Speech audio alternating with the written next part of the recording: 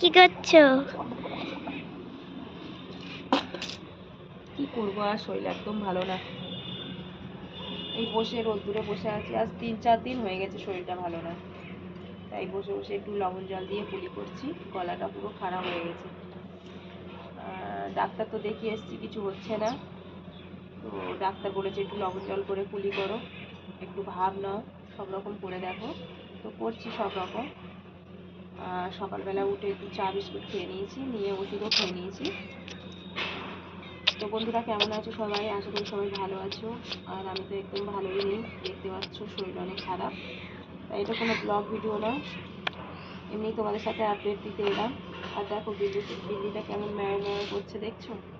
আর আমার ছেলে মেয়েগুলো দুধ নিয়েছে ওকে খাওয়াবে, আর পুরো সব ছাদেতে না পটি করে রেখে দেবে বিল্লিটা, খুবই বদমাস।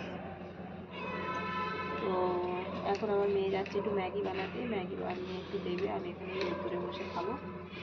আর ঘরের কাজকর্ম সব ছেলেমেয়েরাই করছে, আমি তো কিছু করতে পারছি না, 2-3 দিন দিয়ে শরীর খারাপ, ওরকমই পড়ে আছে।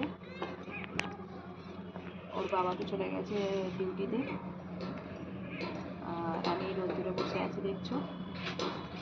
তো কি বলবো বন্ধুরা, আজকে রোদটাও খুব সুন্দর, হাওয়া নেই, এই রোদটাতে বসে আছি।